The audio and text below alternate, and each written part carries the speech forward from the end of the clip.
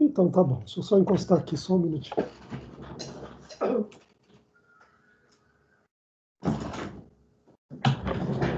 Bom, pessoal, hoje nós iniciamos a 7ª e penúltima unidade já. Vocês perceberam que a semana que vem é a 8ª e a última, e daqui a 3 semanas já é avaliação, não é isso? A P2? Isso. Acabou o mês, vai acabar o semestre. É isso aí, já vão para o 4º módulo, quem está no 3º, ponto final, né? Legal. Ok? Então vamos lá. Bom, alguma pendência que a gente precisa estar resolvendo antes de iniciar a aula, realmente? Tranquilo? O que nós tivemos esses dias? Nada, né? Ah, vocês terão uma prova de PI esse final de semana? Tudo certo, Venâncio?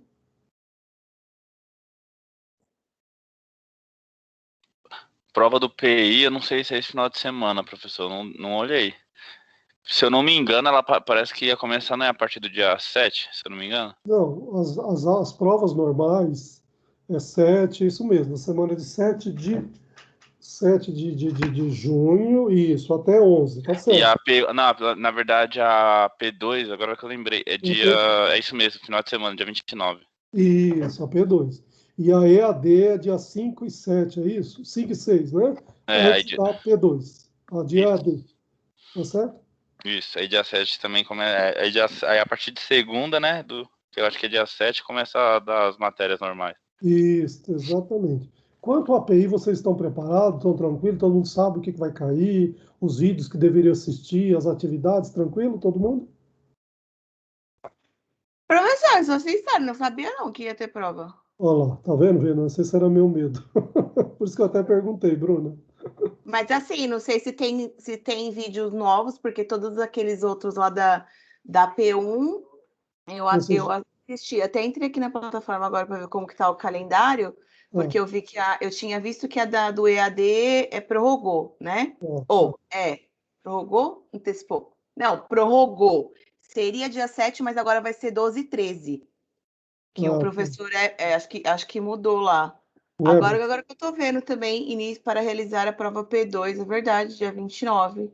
Tava achando que era um pouquinho mais, sabia que teria, né? Mas não sabia que era agora, não. Eu assisti, falei para vocês que eu assisti todos os vídeos, mas para ser sincero, eu não sei se colocaram mais algum vídeo recente essa semana também. Alguém chegou a ver? Venâncio? Tipo, chegou a ver se tem mais algum vídeo novo lá no espaço do TI?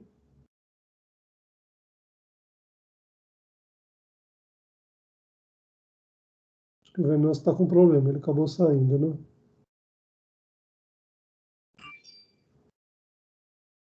Esperar um pouquinho que ele deve estar retornando.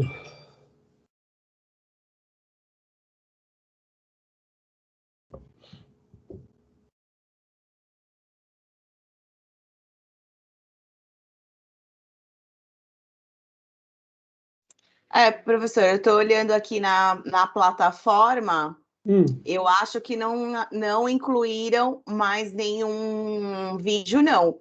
Porque, Então, salvo engano, os últimos vídeos que já tinha. Ih, caceta, tem sim. Calma aí. Calma aí. Porque colocou antes, ó, porque tava semana do dia 12 a 16 de abril, aí depois tinha semana de 28 a 30 de abril.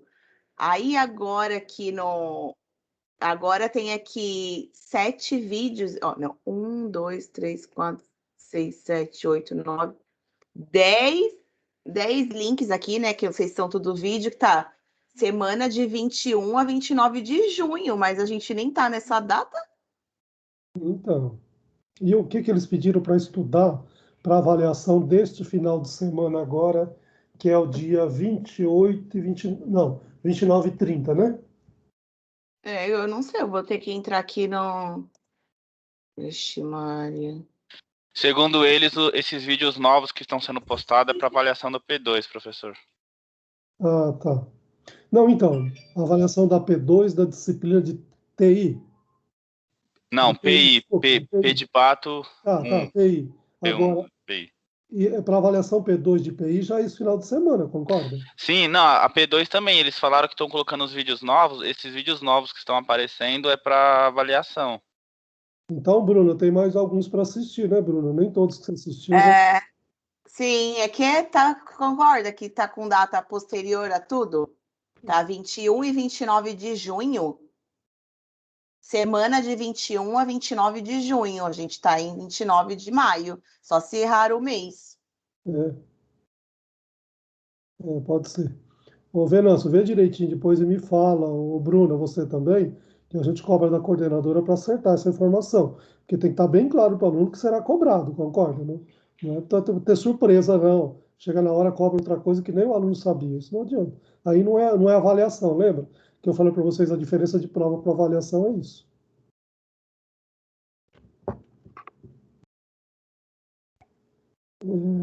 Tudo bem, Venâncio? Bianca também, que é a vice-representante, depois verifique e me fala que a gente cobra deles lá.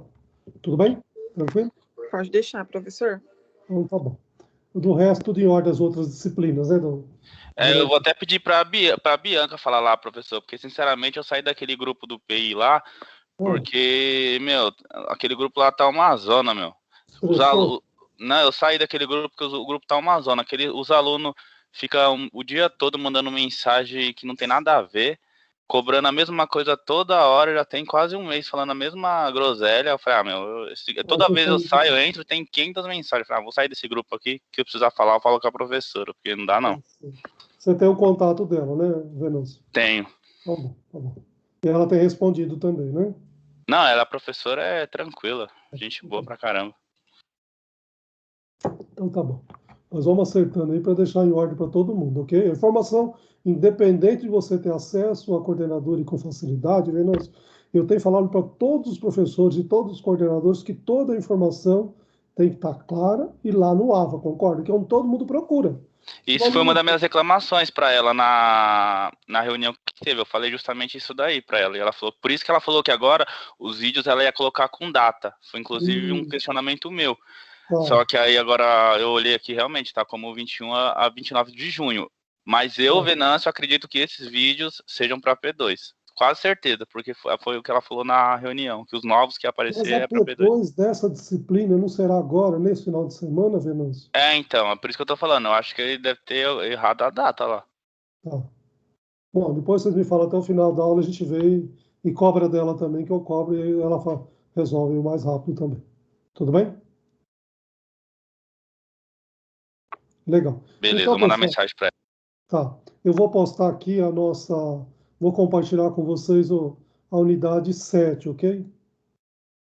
Já está gravando. Ah, professor, porque todo professor podia ser igual ao senhor, né? Que deixar tudo nos mínimos detalhes. Eu não sei qual que é a dificuldade das pessoas. Não, gente, tem que estar. Eu acho que realmente não tem que ficar complicado assim, não, né? Então, mas você vai ver que em relação às suas coisas, a gente nunca tem. Não fica com tanta dúvida no que tem e que não tem para fazer, porque tá tudo ajeitadinho, explicadinho. Tudo bem que a gente não é criança, né? A gente tem que procurar as coisas, mas é que são tantas informações, às vezes, que ficam perdidas. 5 ou 6 disciplinas, não é isso, Bruno? Se não estiver lá no lugar, você vai ficar. O Venâncio esqueceu de passar o Datrino, esqueceu. Eu falo para o coordenador, para mim, eu vou lá no AVA e verifico. Agora, se o coordenador não passa lá no AVA, ninguém fica sabendo. Isso que é o problema. Às vezes acaba acontecendo esse tipo de problema, né? Então, mas vamos Realmente, professor, o senhor é o mais organizado de todos. Afinal de contas, eu sou administrador, se a gente não consegue administrar a nossa vida, não é isso? Eu brinco em casa aqui também. Eu já falei para você, eu gosto de administrar minha família, eu gosto de administrar minhas finanças, eu gosto afinal de contas, somos administradores, não somos? Arrasou, professor. Então temos que administrar.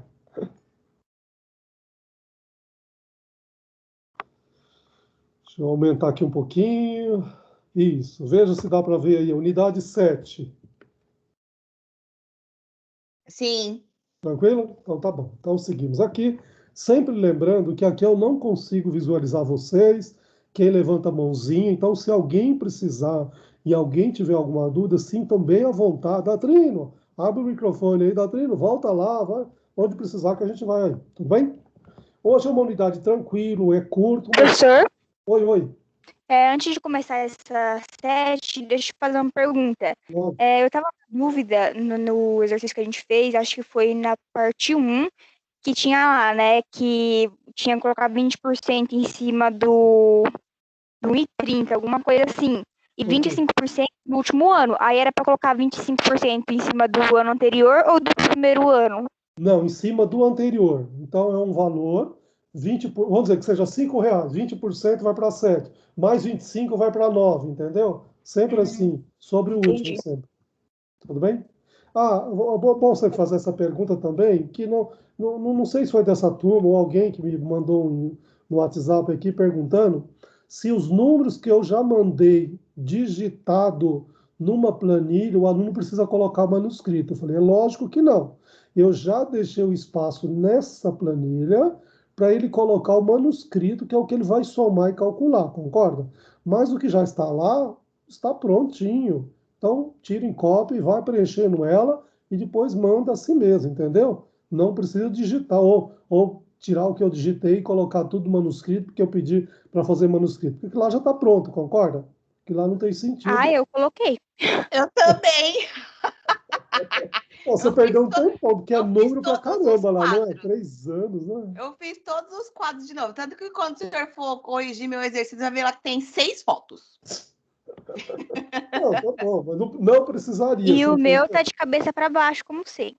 ai, meu Deus. Eu fico virando a cabeça aqui, de ponta cabeça, aqui, para poder Eu ler. virei hoje, mas não dá certo. Toda vez que eu salvo, ele desvira. Ah, Segundo a Emily, não consegue colocar de cabeça certa, não.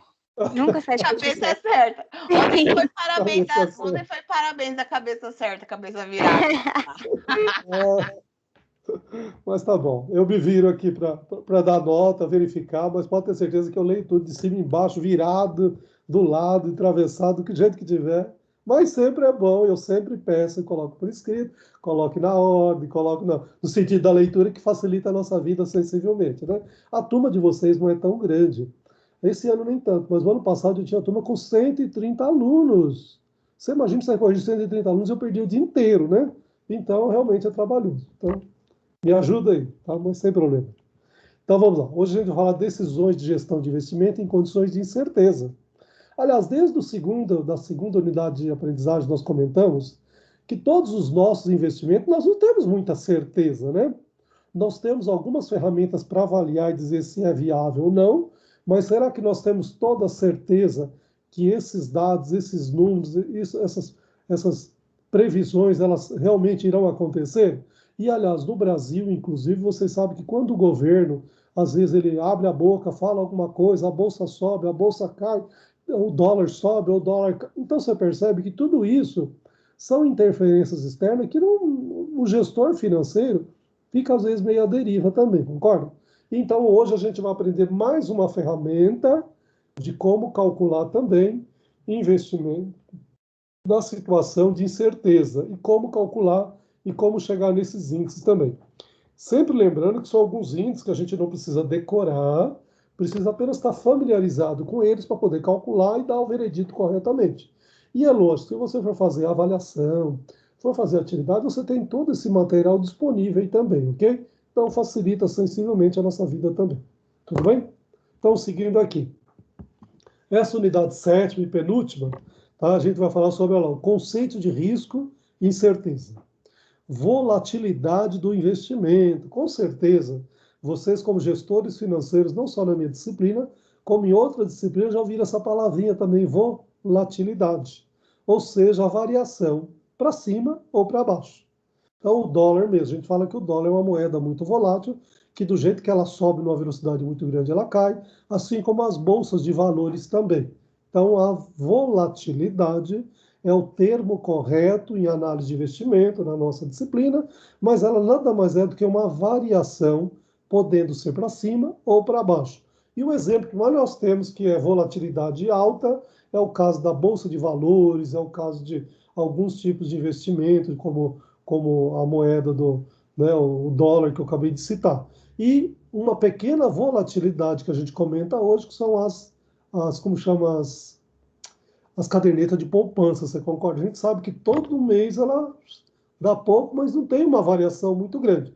E já tem exemplos aqui para a gente poder entender o que é este conceito também e poder calcular, ok?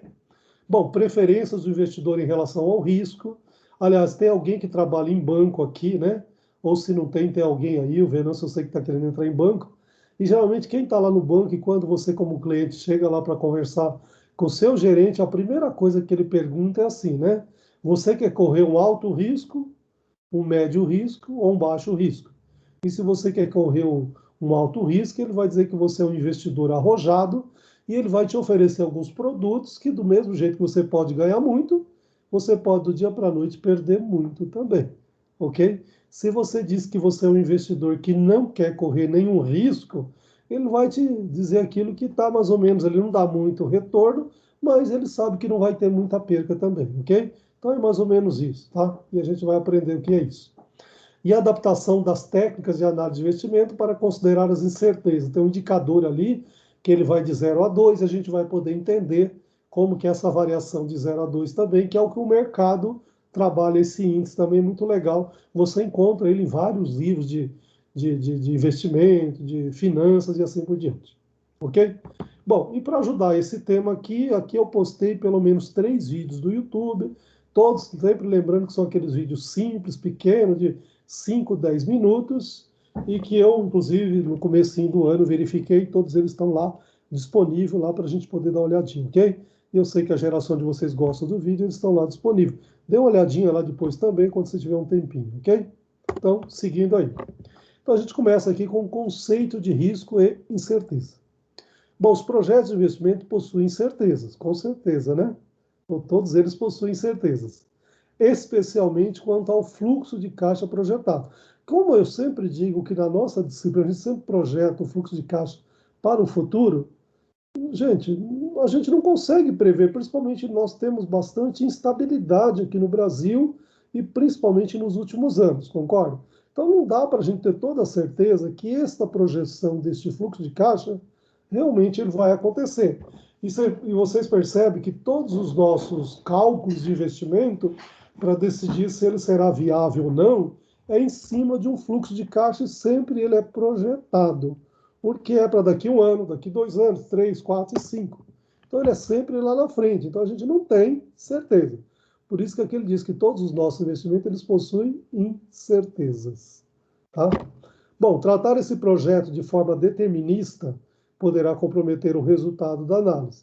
É necessário considerar os riscos e também as incertezas, como as econômicas, as de concorrência, a evolução de mercado e preferência do consumidor.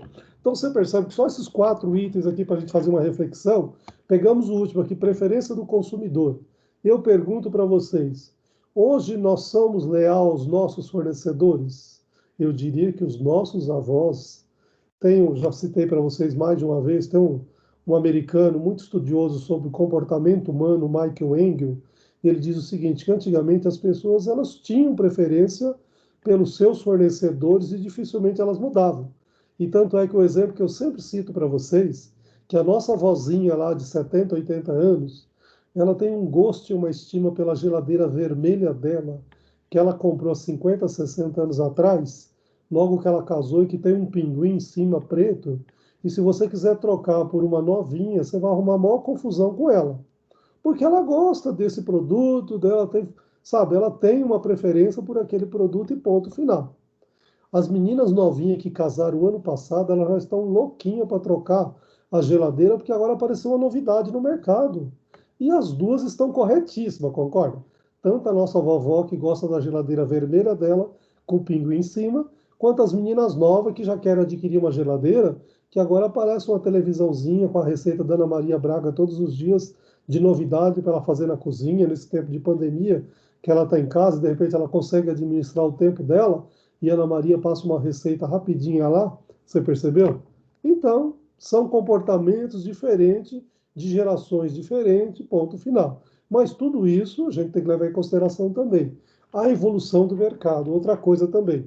Já comentei com vocês que eu trabalho em gestão da produção, e lá, inclusive, nos livros de produção, eles deixam bem claro que a mesma quantidade de produto que foi criado no mercado global, ou seja, no mercado mundial, no século passado, de 1901 até 2000, é a mesma quantidade que se criou nos 10 primeiros anos. Você percebeu? Então, o mercado hoje, ele evolui muito rápido. Os produtos, cada vez mais, ele tem uma vida curta. Então, isso também nós precisamos levar em consideração. E a concorrência que hoje é muito grande, concorda? Então, cada vez mais a concorrência está grande, o vendedor quer ganhar o consumidor, ele quer fazer o canibalismo, não é esse o termo utilizado para quem gosta um pouquinho do marketing aí também?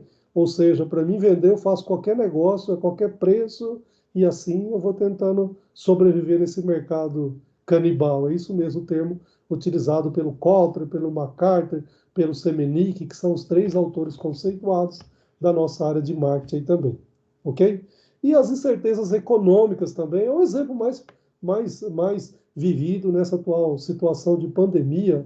Quantas pessoas estão desempregadas, quantas empresas, principalmente as pequenas e médias empresas, que são as que geram emprego também, elas não estão conseguindo sobreviver. Então é uma situação econômica que não só o Brasil, como o mundo inteiro vive também, e a gente tem que levar em consideração isso também.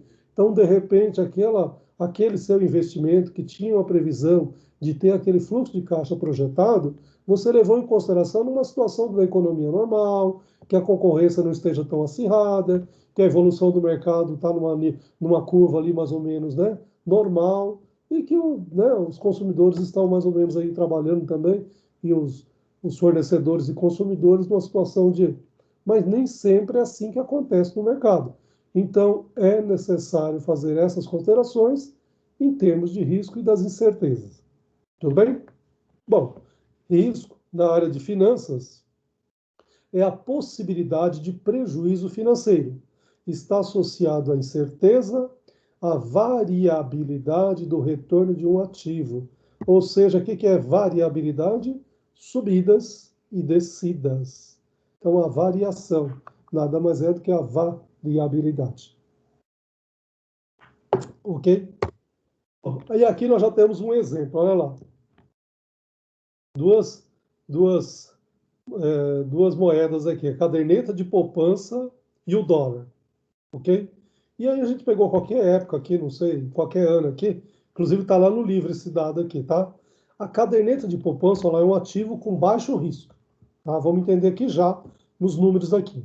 Já os fundos cambiais, que são os dólares, são muito arriscados, pois a volatilidade é elevada. Vamos tentar entender. Ó. Você tem os meses, janeiro, fevereiro e março, pega de qualquer ano. Você tem a caderneta de poupança, que é a segunda coluna aqui, ó, tá? De poupança. No mês, qual é a variabilidade? Em janeiro, ela variou positivamente 0,61%. Menos de 1%, tudo bem? Em fevereiro, 0,65%. Em março, 0,68%. Em abril, 0,70%. Você percebe que os 4 são positivos, os 3 primeiros na casa do 0,60 alguma coisa, e o último que é 0,70, mas está muito próximo, 68, 65 também. Então tem uma variabilidade muito pequena, concorda? Agora vamos aqui na última coluna. Retorno de uma aplicação em dólar, porcentagem ao mês, grande variabilidade. No janeiro, mais 3, olha que diferença. 4, 5, 6 vezes a mais, né? De 0,61. Em fevereiro, mais 2,95. Olha em março. Caiu, você perdeu dinheiro. Então, o que significa isso aqui? Se você tinha $1 debaixo do colchão em dezembro de um determinado período, em janeiro você ganhou 3%. Parabéns. Em fevereiro você ganhou em cima desses 3 mais 2,95. Porém, em março você perdeu quase 6%, ou seja, quase tudo que você ganhou em janeiro e fevereiro, você perdeu em março. E aí, em abril, você recuperou apenas 0,67. Você percebeu que a variabilidade ela é muito grande. Além de ser um número muito maior, ela tem maior positivo e também tem negativo. Então, por isso que o seu gerente aí do seu banco, né, ou vocês, quando forem gerente, ou se já tiver gerente do banco, é muito comum ele sempre perguntar para você: você quer assumir um alto risco, ou um baixo risco, ou um médio risco? E aí, se for um médio risco também, ele vai te oferecer uma combinação das duas situações e você toma a decisão que é melhor para você. Tudo bem? Tranquilo quanto ao conceito de variabilidade pequena e grande variabilidade? Pequena no caso aqui da poupança, e grande para dólares. Ok? Podemos seguir? Vamos lá. Olha aqui, como calcular a volatilidade, que nada mais é do que esta variação. Mas é o termo correto, tá? Se você for em todos os livros de finanças, ele vai usar exatamente esse termo que é volatilidade. É a variação em relação a uma média, normalmente calculado utilizando o conceito estatístico de desvio padrão. Vocês tiveram estatística no segundo... Não, não tiveram. Eles mudaram, foi mudada a grade, mas antigamente tinha estatística no segundo módulo de gestão financeira, era o professor Carlos Alberto. Eu já ia falar isso aí, professor. O Milton ontem tava com isso também. Ah, vocês aprenderam isso na aula de estatística, eu vou te passar uns cálculos da aula de estatística, não sei o quê. Aí eu falei, a gente não teve estatística. Não teve, é uma pena. Mas em estatística do segundo, e o professor Carlos, inclusive ele é doutor em matemática, ele não é mestre, hein? A maioria de nós somos mestres. Ele é doutor em matemática, ele é ótimo, é um cara muito didático. Aliás, vocês lembram um livro que eu indiquei para vocês essa semana, que ele acabou de fazer um livro e está online disponível lá? E para quem vai trabalhar em banco, inclusive, ele domina muito HP12C, ele domina matemática, ele é doutor em matemática. Se alguém... E ele colocou acho que 7 ou 8 páginas lá, ele fala que é de degustação, tá? Para você dar uma lida, dar uma olhada, e se você gostar, você vai lá e compra o livro dele, é lógico. Ele vive de vendas também, concorda? Não, ele não tem essa atividade, mas é lógico. Quem produz um livro, ele espera que seja vendido também. Mas dá uma olhadinha lá, se te interessar, eu acho que vale a pena. E não é tão caro, parece que é 28, 27, não é isso? Não sei se alguém lembra do que eu passei para vocês. Acho que é R$29,90, se eu não me engano. R$29,90, isso, menos de 30. É menos que um hambúrguer do McDonald's, não é, Bruna? Sim, Sim. Então dá para essa é comprar. verdade. Tá bom, pois tá bom. É um investimento, com certeza, tá bom. E aí, bom, lá tem inclusive desvio padrão também. Mas eu não uso como pré-requisito, mas é uma pena que vocês não tiverem. Mas aqui a gente vai aprender sem medo de ser feliz também, tá? Bom, essa medida é expressa em porcentagem lá no resultado final, ao fim de um período de tempo, tá? Então, olha lá, a primeira coisa que você vai calcular é a média somatória de retornos dividido pelo N. Calma, tenta entender a fórmula que a gente já vai usar na prática aqui na frente, ok? E depois que você tem esta média, ok? Você percebeu que a próxima fórmula que é desvio padrão, que é igual a raiz quadrada de somatória. Todo mundo entende que esse símbolo aqui é o símbolo da somatória? É a somatória, abre o parênteses, retorno menos a média. Então, eu preciso, antes, calcular a minha média. Como assim, professor, símbolo da somatória? Toda vez que tem isso é porque vai somar, é isso? Isso. Esse Vai símbolo... somar tudo que tem dentro do parêntese? Como que é? Isso, exatamente. E quando você tem este símbolo aqui, ó, tanto aqui quanto aqui, ele é o símbolo da somatória. Ok? Então, você vai somar o retorno menos média, o resultado dele elevado ao quadrado, dividido pelo N. E o N é o número de tempos. Já vai estar melhor aqui esclarecido para vocês, que a gente já vai usar um exercício para usar ela na prática. Então, eu volto a repetir, não precisa decorar.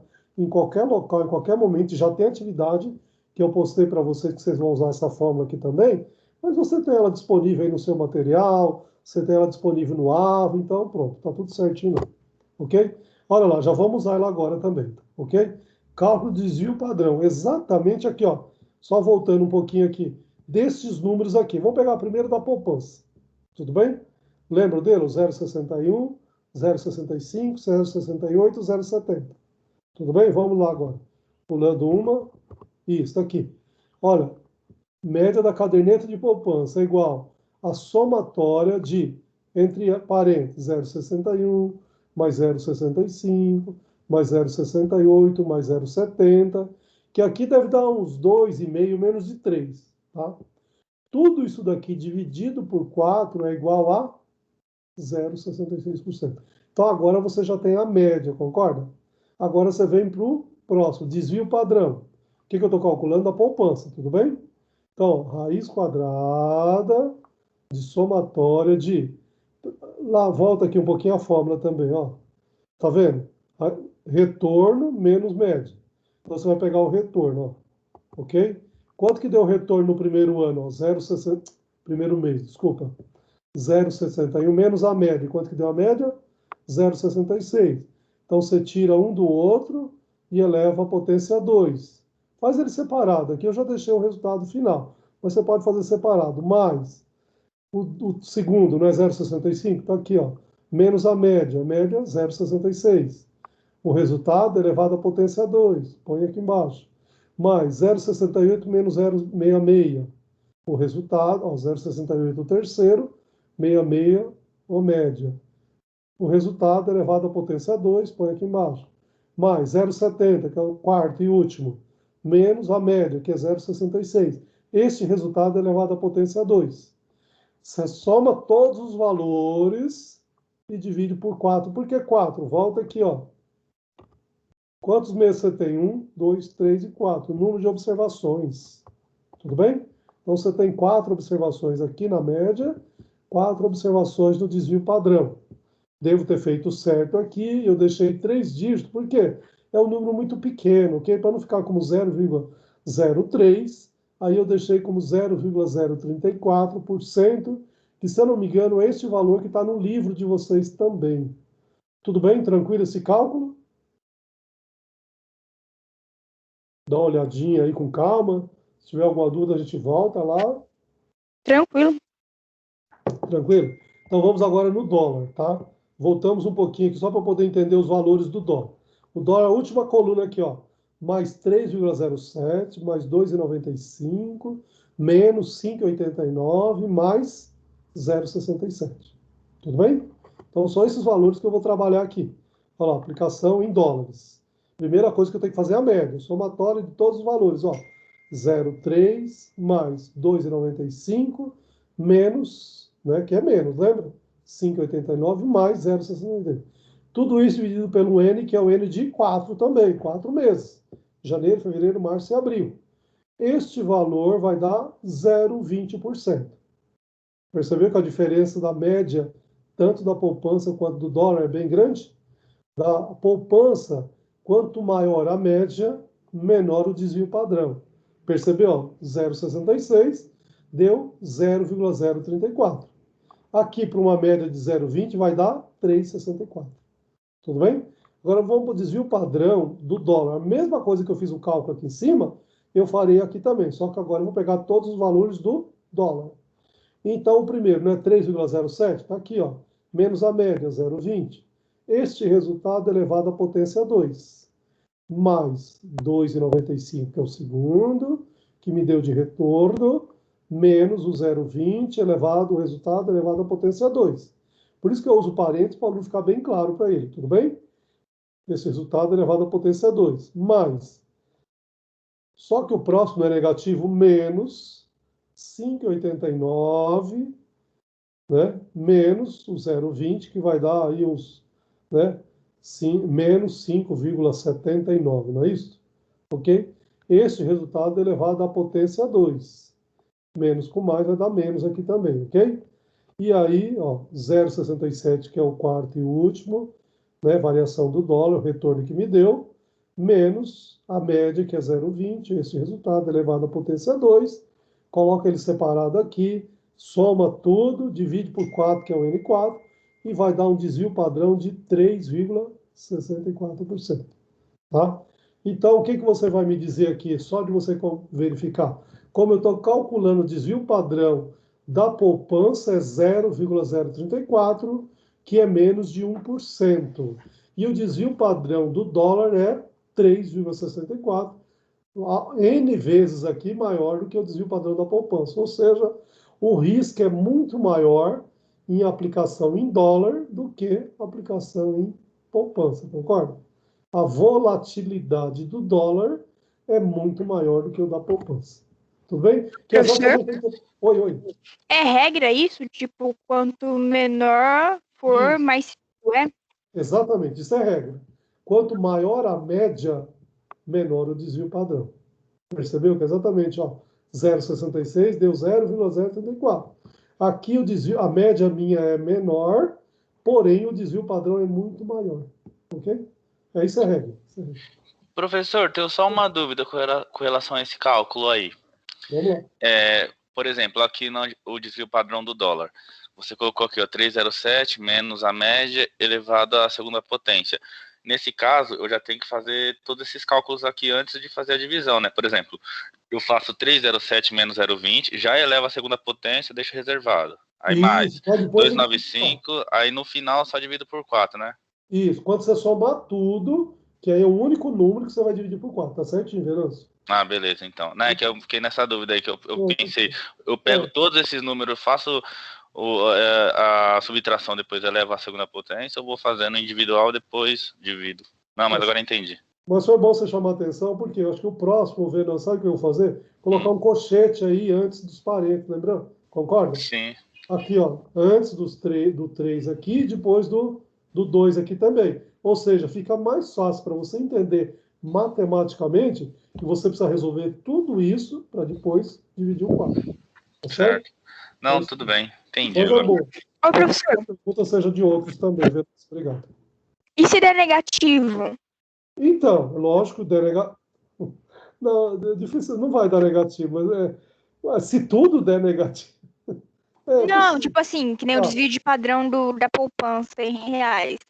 Tá 0,034. Tipo, e se der menos zero? Tá errado. É isso? Não está errado. O desvio padrão vai ser negativo, ou seja, mas Prejuízo. você fazer uma aplicação e você fazer de N meses e todos os meses deu negativo, né, quem é da área financeira vai dizer, burrice, você continua aplicando uma coisa que não está Perder tendo dinheiro. retorno. Mas é possível. Agora, se aplicar no caso de bolsas, de dólar, você sabe que tem mês que você perde, não é isso? Então isso é fato. Mas não é todos os meses que você vai perder, né? Uhum. Tanto é que quem investe em bolsa, então, vocês lembram da palestra do Lucas mesmo, ele vai falar assim, quem investe em bolsa, ninguém investe para curto prazo, concorda? Você vai investir para longo prazo, porque se você ficar preocupado, na primeira caída, você querer tirar o dinheiro com medo de perder mais, de repente você vai perder dinheiro realmente. Até porque no nosso país aqui, né, professor, o Bacen ele intervém nesse mercado. Se o dólar está muito alto, ele começa a comprar dólar para poder igualar. Se está baixo, ele começa a vender dólar. Tipo, não é um mercado limpo, não é o investidor que determina o valor. O Bacen ele fica interferindo muito, então dificilmente vai ter uma perda substancial ou um ganho muito elevado. Sim, e o governo vai interferir com certeza, do jeito que ele acha mais conveniente para ele. E aí o cliente, às vezes, né, você lá na ponta, o consumidor final, o investidor, o cliente, vai ficar à deriva disso mesmo, é isso mesmo. Não vai dar para a gente decidir, não. Eles que vão decidir e a gente só nos resta acatar o resultado. Né? Mas verdade. Tá claro, então aqui podemos seguir? A interpretação, legal, olha aqui. Aqui ajuda a gente a entender também a volatilidade da caderneta de poupança, que é 0,034%, é muito inferior à volatilidade da aplicação em dólar, que é de 3,64%. Dessa forma, pode-se afirmar que o investimento em dólares é muito mais arriscado do que o investimento em caderneta de poupança. Concordam, senhores investidores? Com essa interpretação? Concordo. Mas às vezes a gente ganha mais também, né, Bruno? Então, vamos correr algum risco, né? Então, depois do que do que o menino falou lá no dia da... Na verdade, assim, não invisto, né? Mas eu sempre pegava uma merrequinha e jogava lá na poupança, porque tá fácil. O dinheiro tá ali na conta corrente, você transfere pra poupança e pronto. Mas também já usei tudo que tinha lá, porque ele falou que não tava... que não era muito, mas eu usei. Que ele falou que não tá compensando em nada e eu tô pesquisando aí para fazer outros tipos de investimento. O da poupança você está perdendo dinheiro. Então. Aí eu estava precisando, já usei. A hora que você precisa é fácil liberar também para a conta corrente, né? Sim. Ô, professor. Oi. Uma dica e uma dúvida. Primeiro, que nem a Bruna estava falando, né, de colocar dinheiro na poupança, tá perdendo. Eu descobri que a Nubank, ela tem um rendimento maior. E, tipo, não é considerar poupança, é considerar um investimento. Aí, tipo, dá pra você largar lá. E aí, que nem no caso, faz uns tempo atrás, que eu coloquei lá, acho que é 4, 3 meses. Aí, agora, no fim de maio, completa isso. E aí, dá pra acompanhar, né? Tipo, quanto por cento sobe, o que desce. E aí eu tava vendo que compensa bastante. Então, quem tá aí com dinheiro na poupança, é bom baixar o Nubank, é tudo de graça. Tudo que você vai lá é de graça, não paga nada. Só legal. aqueles IOF, essas coisas, sabe? Mas compensa bastante. E a É que a dúvida poupança, é. Pode falar. é que a poupança do Nubank lá, quando você coloca, eles até colocam lá, eles investem direto na mala direta. É, RDB, né? Ah, Isso. eles usam a poupança, mas eles fazem uma outra aplicação que tem uma rentabilidade melhor, e aí você, como cliente, perde menos, né? Acho que isso é legal. A dúvida é, como que eu faço para investir, tipo, em dólar aqui no Brasil? Então, tipo, tô aqui investindo lá no Nubank, mas eu quero investir em dólar. Como que eu faço isso? Dá? Então, investir em dólar é assim. Você está investindo para guardar com você e você usar para uma viagem ou para você fazer uma compra em Não, dólar. diga assim, é que eu me enrolei aqui. Tipo assim, se eu quero investir fora do Brasil, eu consigo? Tá. Não, tem um tipo de modalidade, que inclusive isso o Lucas comentou, não comentou, Venâncio? Que tem uma Eu acho que sim. modalidade que você coloca uma porcentagem da sua aplicação em moeda estrangeira. Então, conforme tem a variação do dólar, você tem o ganho também. Mas como ela é muito volátil, que é o caso aqui que nós estamos vendo, alguns bancos não sugerem você aplicar uma grande porcentagem das suas aplicações nesse tipo de aplicação. Mas eu mesmo tenho aplicação, que eu fiz uma aplicação lá, que eu vendi um apartamento, e alguém falou, eu tenho aqui, eu sei que eu investi em 5 tipos de investimento diferente. E aí ele falou assim, eu vou te colocar uma porcentagem pequena, mas uma porcentagem bastante interessante, que é a moeda internacional também, que é o dólar. Conforme ela vai variando, você vai ganhando também. Mas nós não sugerimos colocar todo o valor lá, porque pode ser que caia o dólar e você perde muito dinheiro. Você percebe? Então, o próprio, né, o investidor já te sugere também. Faça, mas faça com cuidado, né? Para você não levar tudo lá. Mas é legal. Entendi. Agora, você investe numa moeda internacional, que aí sim, a não ser que você vai fazer uma viagem, você precisa comprar dólar, aí você compra, guarda em casa, de preferência você compra num valor, e quando você for viajar o valor está mais alto, sorte sua que você comprou. Se for o inverso, você pagou, sei lá, R$ 6 hoje, quando você vai viajar só vale 5, você perdeu alguma porcentagem aí também, concorda? Tem disso, né? Tudo bem? Bom, essa interpretação está claro para todo mundo aqui? Que o dólar é mais arriscado, Sim. né? E a poupança é menos arriscada, tudo bem? Então, seguimos aqui. Bom, e aqui é o que eu falei para vocês, que geralmente, né, os investidores, o pessoal de banco faz muito essa pergunta, né? Qual a preferência do investidor lá? Você é indiferente ao risco? Você tem tendência ao risco? Ou você tem aversão ao risco? Tá? E eu vou começar pelo de baixo aqui. Aversão ao risco. Eu me lembro que antigamente era muito comum o pessoal de banco dizer assim, olha, o pessoal que é aposentado, eles têm aversão ao risco, não quer perder nada. Então eu só sugiro caderneta de poupança para eles. E hoje nós sabemos que os nossos vovozinhos, eles estão super conectados na bolsa, em dólar, eles querem correr risco, eles querem correr da caderneta de poupança. Eles querem correr em outras aplicações muito mais interessantes. Eles não querem mais a caderneta de poupança, ok? Tendência ao risco é aquele, né? Bom, eu sou investidor, eu quero ganhar muito, eu tenho risco, eu quero correr o risco, né? Então, e o indiferente ao risco também é aquele que não está nem aí. Então, esse que é indiferente ao risco, muitas vezes, eles vão sugerir uma, uma, uma cesta básica e uma cesta aí de aplicações que tem um meio termo, com risco maior, outra com risco menor, mas porque a pessoa é indiferente ao risco. Tudo bem? Então, são os 3 tipos aí de investidores geralmente mais conhecidos no mercado, que o pessoal da área de finanças conceitua com essas 3 etapas aqui. Tudo bem? Bom, a consideração ao risco na análise do investimento. Exemplo, consideram-se 2 projetos concorrentes de 4 anos, descritos nos fluxos de caixa a seguir. Para o projeto A, que é menos arriscado, os investidores determinaram uma TMA de 15%.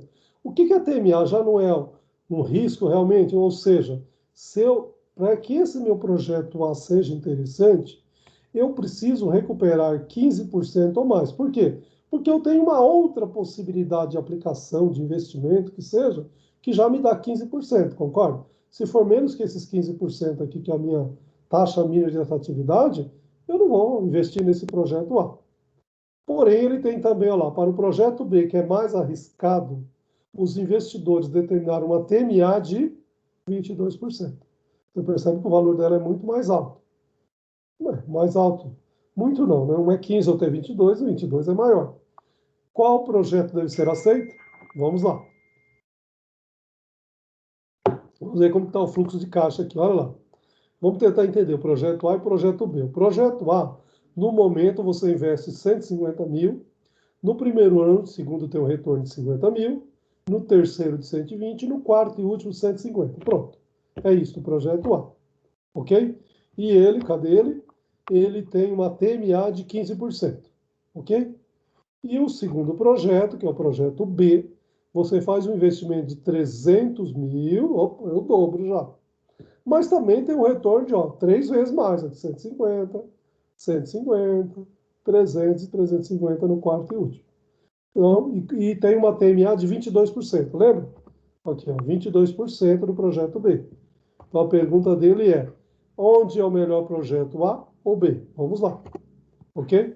Então, aqui você já conhece, já é especialista no assunto, né? Você já calculou isso igualzinho, ó, projeto A e projeto B. Ok? Ó, os mesmos valores aqui, a gente já sabe, 50 duas vezes, 120 uma única, 150 uma única, FR 37. O que você tem que comparar? Com os 15% aqui, ok? Então, e aí você vai lá na próxima aqui, FNPV, que já te dá direto o valor. Então, você vai comparar aqui de 37 para 15, qual é a diferença? Ok? E aqui deu um valor de positivo 95.950,30. O projeto B, com todos os valores lá no fluxo de caixa, ó, investi 300, tive um retorno nos dois primeiros de 150, depois no terceiro de 300, no quarto e último de 350. E aí me deu uma TIR de 55,1. O que eu vou comparar?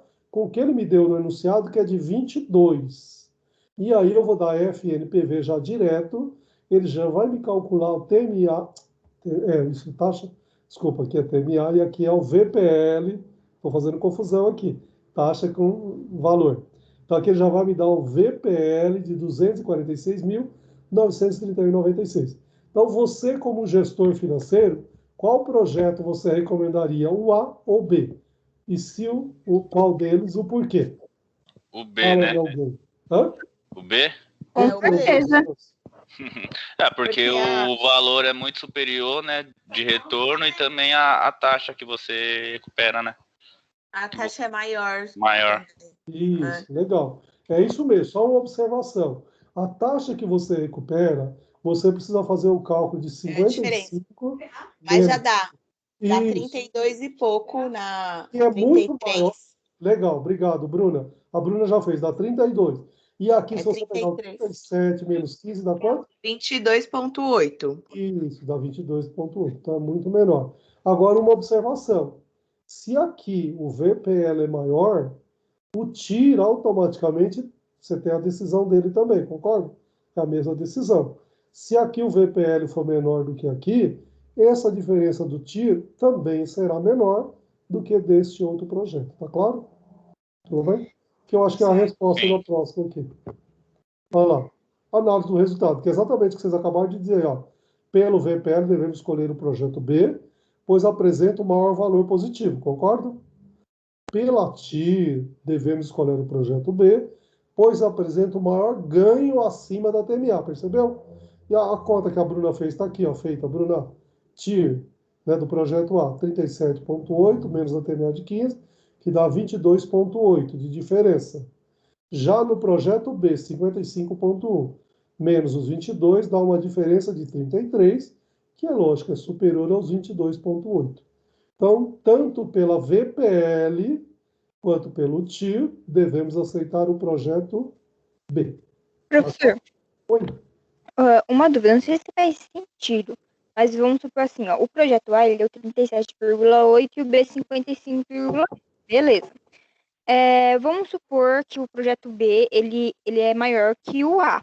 Só que a taxa de TIR dele tá menor que o A e mesmo assim ele deu o maior. Aí, não sei se dá para acontecer isso, mas se acontecer, qual que a gente deveria aprovar? O que tem mais não viagem? acontece. Não acontece. Não acontece? Não, porque o resultado do VPL, o seu, é em cima do TIR que você usou. Entendeu? Mesmo se o valor for muito alto, não vai acontecer. Mesmo, não. Entendi. De jeito nenhum. Se você tem o VPL, nem precisa. Eu peço para calcular para vocês entenderem como fazer o cálculo, como fazer a interpretação. Mas você, como gestor financeiro, se você faz um cálculo pelo VPL, se é mais simples para você, não perca nem seu tempo fazendo pelo TIR. Ou se você fez pelo TIR e deu o resultado daquele projeto pelo TIR, não perca seu tempo fazendo VPL também, porque ele vai dar o mesmo. Você não vai mudar de situação, entendeu? É lógico, um é taxa e o outro é valor. Mas um tem a ver com o outro, então isso é sequência. É bom perguntar, porque a gente começa a fazer as contas e aí dá cada resultado que a gente fica, meu Deus. E tá certinho, tá certinho. Se você encontrar alguma coisa, vamos dizer que aqui foi 22 e aqui 32, e lá no TIF, não, algum cálculo está errado, ponto final. Não existe, tudo bem? Seguimos aqui a última fórmula aqui pequena, mas é interessante também. Calma, vamos tentar entender. KPM, alguém já ouviu falar disso aqui?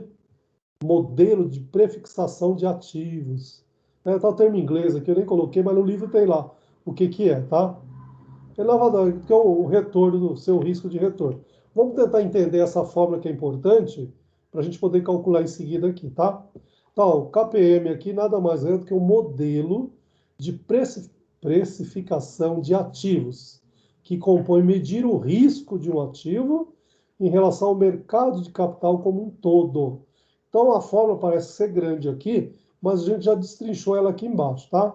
O K, que é igual ao RF, mais o beta, lembra desse símbolo aqui do beta, que multiplica, entre parênteses, o RM menos o RF. Agora vamos à tradução do que é cada um deles. O que é o K mesmo? É o retorno mínimo exigido para aceitar o risco do investimento. Nada mais é do que nós trabalhamos até agora com a nossa famosa TMA, taxa mínima de atratividade. Ok? O RF, o que é? Taxa livre de risco da economia, em geral é considerado como o remunerador dos títulos do governo federal, que nada mais é do que a nossa taxa de Selic, que uma vez por mês o governo determina. Tem a mãozinha do governo aqui também nessa taxa aqui também, ok? Então é o RF. E o RM, retorno esperado do mercado de capitais. Geralmente bolsa de valores, que é o nosso Ibovespa aqui no estado de São Paulo. Tudo bem? E o beta, o que é? Coeficiente beta, medida de risco proporcional ao risco de mercado, calculado estatisticamente por dois dados históricos. Quantas vezes esse risco é maior ou menor do que uma unidade? Tudo bem? Tenta entender esses conceitos aqui, que a gente já vai trabalhar ele na prática aqui no próximo slide. Tudo bem? Não precisa decorar esta fórmula aqui, que nem eu sei ela de cor, mas quando você precisar, você tem ela disponível, ok? Venâncio, você que está fazendo concurso aí, cuidado que algumas fórmulas aí, eles... Então, na CPA 20 tem o conceito de taxa livre de risco, só que como a gente trabalha mais, na CPA 20 trabalha mais conceito e não cálculos, vai ter essa fórmula aí no CEA, mas no CPA 20 é só o conceito de fato, não vai ter essas fórmulas aí. Eles nem falaram sobre elas, só falaram o que é, como que é, sobre que... explicou aqui como funciona no governo, né, que é pela Selic, como a Selic remunera os títulos públicos federais, é uma espécie de título de risco aí dos títulos públicos. Aí explica mais ou menos o conceito e só isso. Legal, mas como eu sei que você vai evoluir, você quer chegar como diretor financeiro de uma empresa, e você vai fazer os outros cursos, e aí você vai começar a chegar em alguns cálculos também. Mas é legal. E alguns você vai ter que saber a fórmula, cara. Se vira, eles vão falar para você. Aqui tem um monte de fórmula aqui, misericórdia. Tem umas fórmulas aqui que só Deus na causa. Só que a sorte é que não, eles põem só pra gente entender mesmo, mas não vai ter cálculo. Acho que essa primeira não, né? Legal. Mas vamos seguir aqui agora e aplicar. Olha lá. Exemplo de beta. Veja para a gente poder entender o beta, como que ele é. Olha lá. Tá? Ele é de um inteiro aqui. Ó. Se o beta é igual a 0,5, significa que quando a Ibovespa subir 10%, a ação subirá 5%. Ou seja, 0,5 não é metade de um inteiro? Metade de um inteiro de 10%, quanto que é? 5%. Entenderam o conceito? Olha aqui, o beta 2, até o final que a gente entende. Você tem um beta que significa 2. O que que é isso? Quando o Ibovespa subir 10%, o 2 é quantas vezes uma unidade de medida? 2 vezes. Então a ação subirá 20%. Ok? Olha lá. Né? Então aqui, ó, subiu 10%. Quanto que é o dobro de 10%? 2 não é o dobro de 1. Então a ação vai subir 20%, o dobro de 10. E aí te dá o terceiro exemplo. Se beta for igual a negativo, que isso é possível também, caiu a bolsa, deu negativo, né? Quantas vezes você ouve na mídia aí, né? Que a bolsa fechou com índice negativo de tanto, né? Então, 0,6 significa que quando a Ibovespa subir 10%, a ação cairá 6%, percebeu? Porque o beta está menos 0,6. Então, quanto que é menos 0,6 de um inteiro? Vamos dizer que seria 60% desses 10%. Mas como é negativo, não vai subir, e sim cair. Ok? Tá claro esse conceito aqui? A gente precisa dele ali na frente, tá? Ficaria menos 6%, então é Menos isso? 6% se subir 10%. Porque, na verdade, ó, o beta aqui foi menos 0,6. E aí põe o menos na frente, né? Negativo. Por isso que ele põe aqui, caiu, em vez de subir, Uhum. subiu positivo, caiu negativo. Você poderia colocar aí a ação menos 6%, né? Em vez de cair lá. Sim.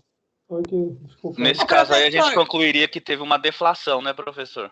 Exatamente, você perdeu dinheiro, na verdade é isso. Isso, é. Não sei se Ô, deflação, professor, você perdeu dinheiro. para ser mais simples, então o número que tiver em decimal, a gente pega o percentual que subiu e multiplica, né? Isso. Mas é sempre em relação, esse beta, é sempre em relação à unidade de medida inteira. Você percebeu que o primeiro aqui, ó, 0,5, não é metade de 1? Uhum. Qual é a metade de 10? 5. O 2 aqui não é o dobro de 1? Sim. Qual é o dobro de 10? 20. 20. O Tá. 0,6 não é menos 60% de um inteiro negativo? Sim. Quanto que é 60% de 10? 6. Porém, Uhum. caiu porque é negativo. Se você não tivesse colocado a palavra cair aqui, você poderia falar ação menos 6%. Ação mais 20%. Ação Mas, mais 5%. Tudo bem? então, por exemplo, se subir um percentual quebrado, sei lá, 12, se fosse 12%, a primeira, ó, ou não tem nada a ver isso que Não, eu tô não. falando? O beta, na verdade, ele não tem uma variação tão grande. Ele vai de 0 a 2, 2 alguma coisa. Então você vai Uhum. perceber que este beta aqui, que é a variação, não é assim 12, tá? Agora, o subir a ação aqui, aí tem todos os valores. Então o que você vai calcular aqui é 0,3, 0,5, 1,2, 1,3, 2, 1,5, 1,7, 1,8, então, ele vai variar mais ou menos aqui, ó, de menos 2 até 2. Tudo bem? Mas se chegasse, igual a Bruna falou, em 12, aí seria subiria Não, 120%, né? Isso. não, mas na verdade a minha pergunta era sobre o percentual, por exemplo, da Ibovespa. Se fosse, por exemplo, ali no 0,5, se a Ibovespa tivesse subido 12%, permaneceria os 5%? Não, metade de 12 é quanto? Ah, tá. Então isso que tem que pensar. Metade do 6%. percentual que está subindo, né? Isso, exatamente. Tá, Se aqui, entendi. ó, ela subiu 12% e o seu beta é 5, logo ela vai Aham, subir 6%. Por quê? tá, entendi. Metade de 1 é 5, Tá, metade de 12 é 6. Tá certo, sua interpretação. tá, tá Ok? bom. Então vamos lá, acho que já tem um cálculo aqui para a gente fazer. Olha lá. Já tem um cálculo aqui, ó. A Embraer, vocês são investidores da Embraer, ou só são da Petrobras? São as duas empresas que vêm na cabeça sempre que a gente aplica na bolsa, né? A Embraer tem um projeto de avião de passageiros com beta igual a 2. Olha, um beta bem alto, concorda? Supondo a taxa Selic a 12% ao ano e o Ibovespa projetado em 20% ao ano, qual o retorno mínimo exigido para esse projeto? O que é esse retorno? Nada mais é do que o nosso TMA, que todo momento, vocês perceberam que desde a unidade 2 nós estamos usando o TMA, e ele já está calculando. Agora nós estamos calculando ele. Eu quero saber qual é o risco que eu vou correr no meu projeto. Com este beta aqui, eu vou determinar o meu TMA, a minha taxa mínima de atratividade. Tudo bem? Vamos lá, com muita calma. Vamos copiar essa fórmula aqui que nós já vimos ela lá atrás. O K, que é igual ao RF, mais o beta, que multiplica o RM menos o RF. Tá claro? E aí eu até coloquei uns parênteses aqui, veja se facilita. Ó, o K, vou buscar lá no enunciado agora. O RF, vocês lembram o que era o RF? Não era a taxa Selic? Quanto que é a taxa Selic? Está aqui, ó, 12%. 12%. Mais o beta, tá? Aí eu já coloquei aqui um parênteses aqui, ó. Um parênteses não, uma chave, é isso? Colchete. Como que é? Parênteses, chave, colchete, é isso? Já até esqueci disso. Isso aí é colchete. É. Se o beta já tá esse valor, imagina o alfa, hein, professor? Então, hã? Se o beta tá esse valor, imagina o alfa. Então, olha lá. E o beta, a gente vai buscar aqui também, quanto ele já deu beta, não deu? Que é 2. Eu vou trazer aqui 2. Multiplicado, aí eu vou colocar entre parênteses aqui, ó, o RM menos o RF. O RM, o que é o RM? Vocês lembram? Era o Ibovespa, o projetado. Não é 20%? Tá aqui, ó, 20%. E o RF é o mesmo que eu coloquei no início, que eu já sei que é a taxa Selic. Tudo bem? Não ficou fácil? Dá uma olhadinha com calma aí, até a segunda linha. Depois a gente vai para a matemática. Olha lá. Eu usei esta fórmula aqui, que já é conhecida de vocês agora, e só vim aqui no enunciado e busquei cada um dos valores. O K é o que eu estou procurando, tudo bem? O RF é a taxa Selic, que ele me informou lá no enunciado, lá na fórmula, tá? Os 12%. O beta está aqui, ó, ele informou, escreveu, beta igual a 2.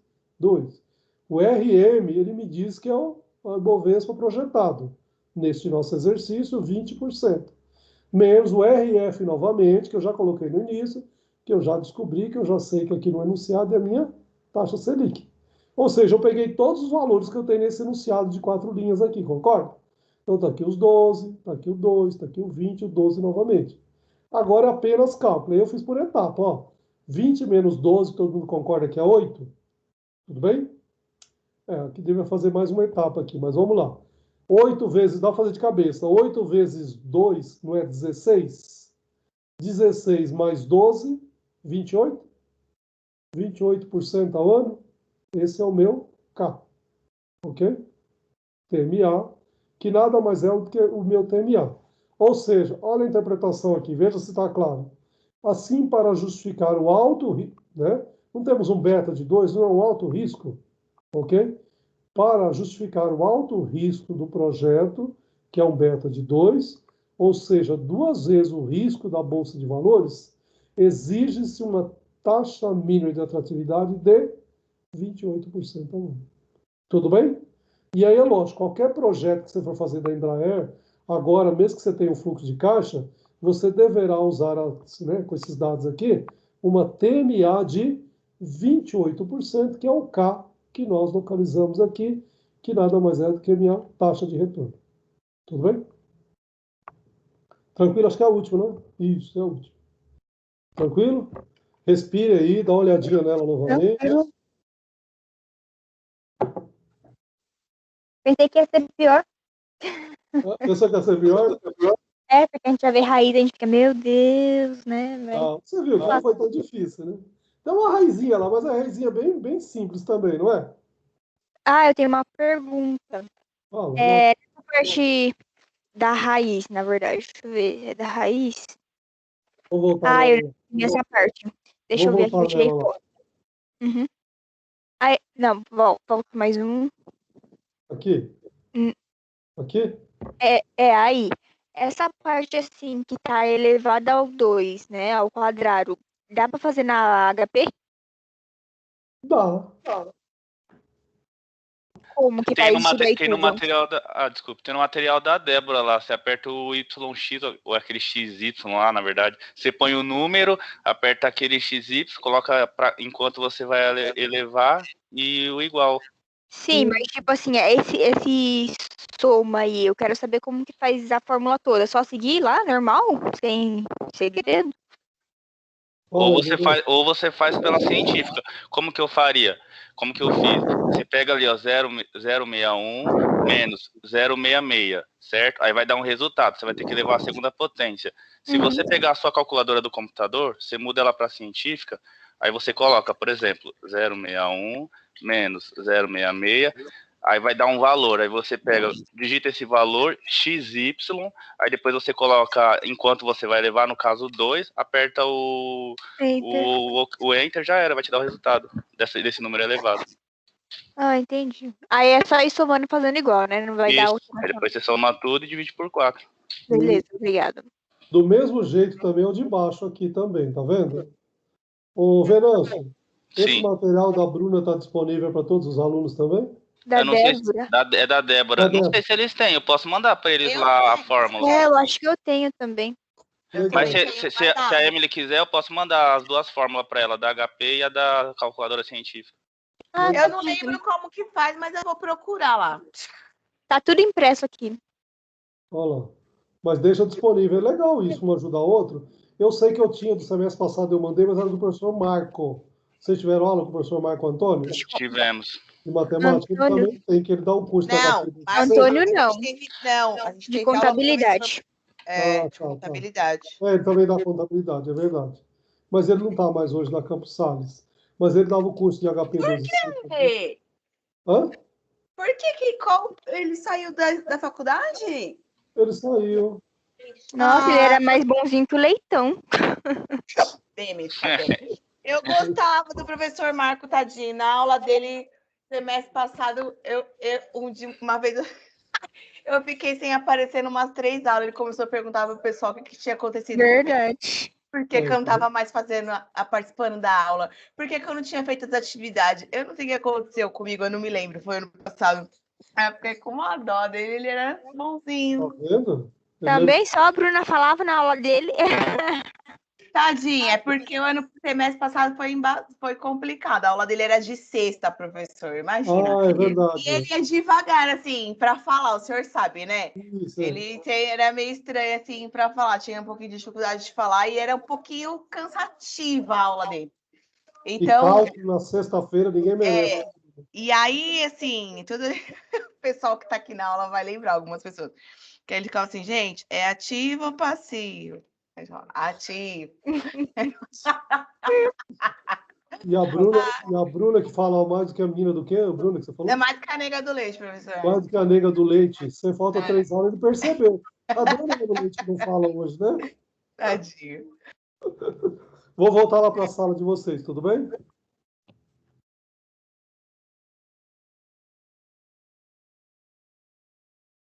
Pronto, agora eu estou na sala aqui, porque lá eu não vejo ninguém, não falo com ninguém. Lá eu falo, mas eu não vejo ninguém.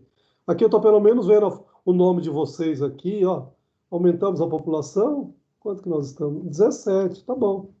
Tem 30 alunos, né, Venâncio? Não, tem menos, né?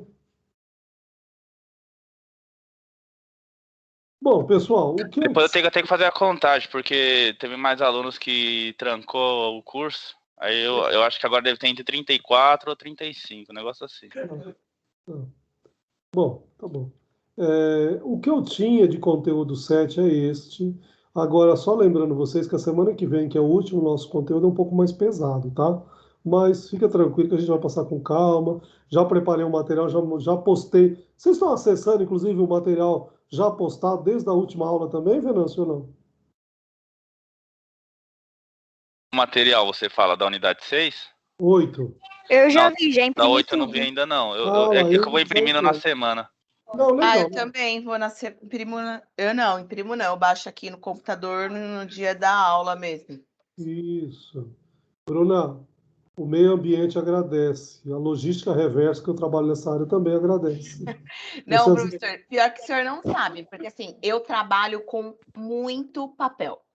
É uma cultura da empresa, assim, de trabalhar com muito papel. Tanto que hoje eu tive que ir lá no escritório, Ah, porque amanhã é meu fechamento de mês, e imprimir os documentos, enfim, eu vou vir com 2 envelopes, assim, de de folha. documento.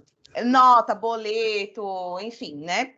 E aí, então, tudo que eu posso não imprimir, eu não imprimo. Às vezes é fácil, porque a gente tem o papel ali na mão, sinto um pouco de dificuldade por estar em casa, porque lá no escritório é fácil, porque já chega um documento, eu já imprimo, já coloco onde eu tenho que colocar. E aí eu deixo ajuntar para depois imprimir tudo de uma vez. E até mesmo para a gente estudar, se a gente está com o material na mão, realmente é mais fácil, né? Às vezes, mas aí já é muito papel que eu tenho aqui para imprimir as coisas da faculdade também, aí eu só deixo tudo salvo, guardadinho, eu divido cada matéria, coloco uma pasta, e aí eu jogo lá e Tá certo. acabo Eu fazendo. não consigo não ver tudo por computador.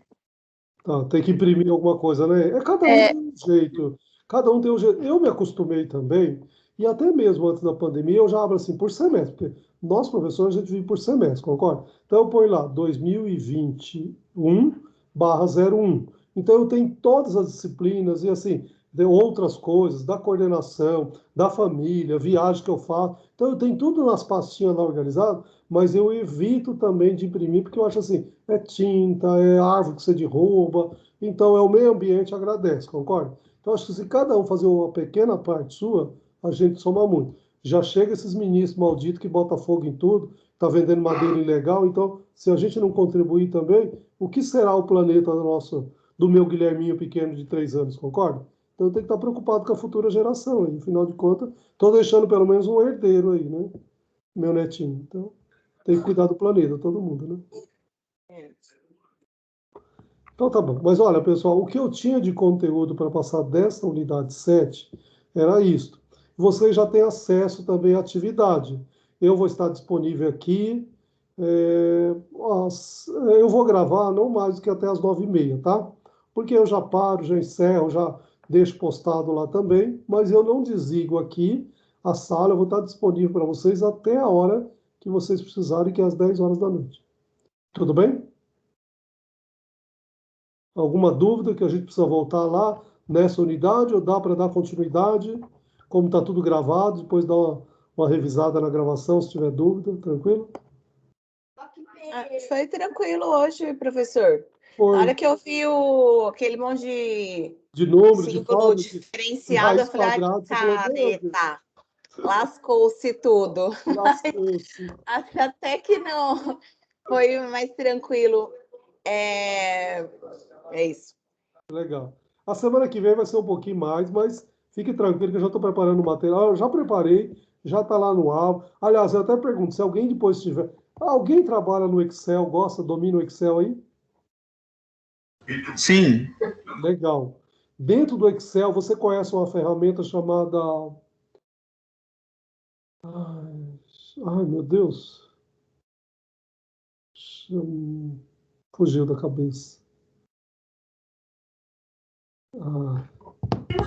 Quando o senhor lembrar, o senhor fala, tem problema não. Nossa, eu vou usar essa ferramenta dentro do Excel para vocês trabalharem uma atividade de investimento. Muito legal, tá? E é bom que todo... Mas eu assim, tem passo a passo de como você deve fazer, desde como configurar seu computador, porque todo mundo tem um computador e tem Excel, você tem esta ferramenta.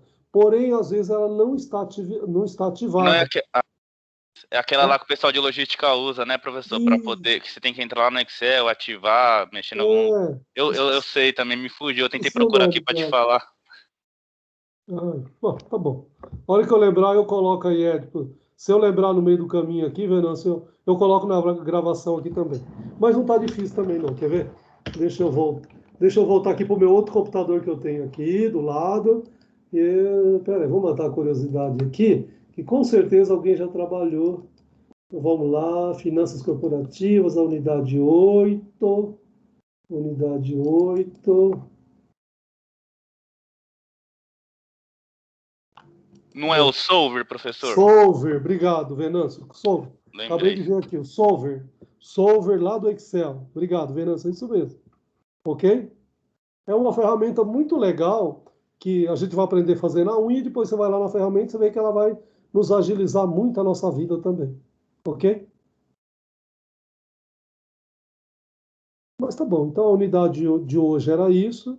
Se vocês não precisarem mais, se estiver usando a internet de vocês e quiserem desconectar, sintam-se à vontade. Agradeço muito a presença de vocês aí nessa terça-feira fria. E vamos lá para a reta final, sétimo e penúltimo capítulo da nossa classe. Ok? Professor, professor.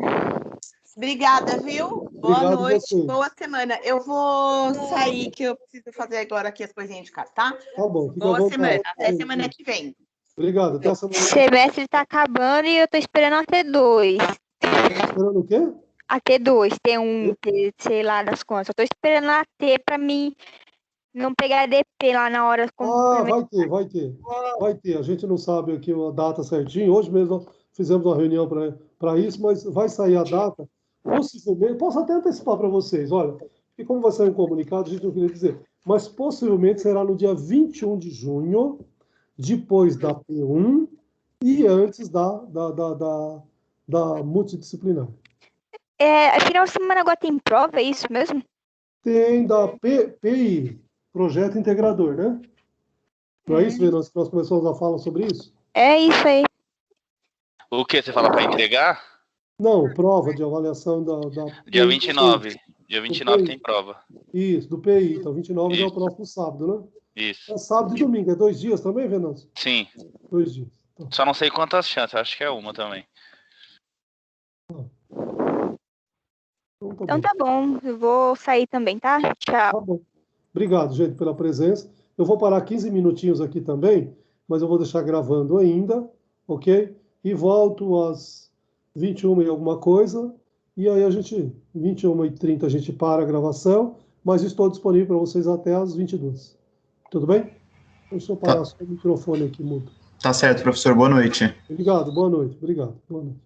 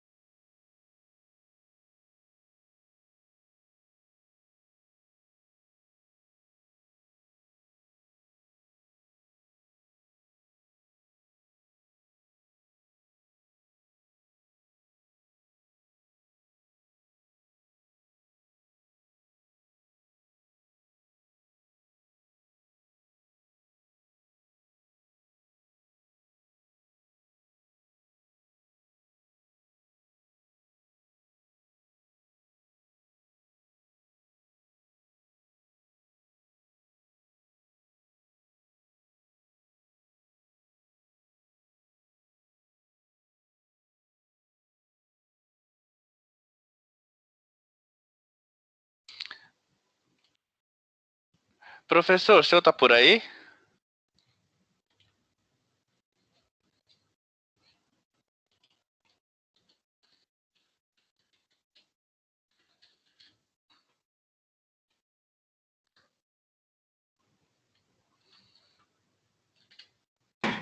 Não, Venâncio, ele pediu 15 minutos de intervalo. Ah, beleza. Não, é que eu tô somando aqui os valores e não tá batendo, meu, desse exemplo dele aí. Ah, ele já deve estar voltando, aí nós tira a dúvida. Se desvio padrão e colocou 0,034. Eu fiz a soma aqui e não deu isso, não.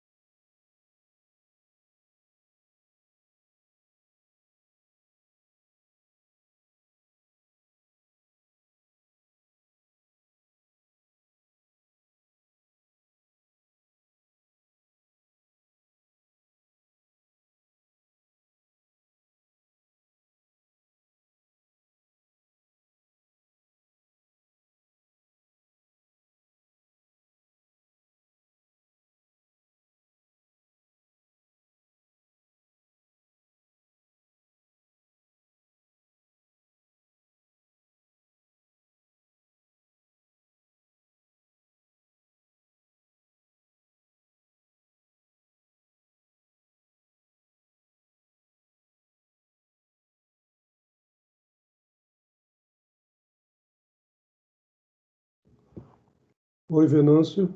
Por aí ainda? Voltei.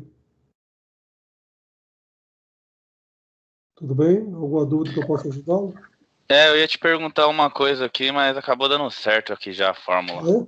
Opa, a fórmula, você está fazendo é, exercício já?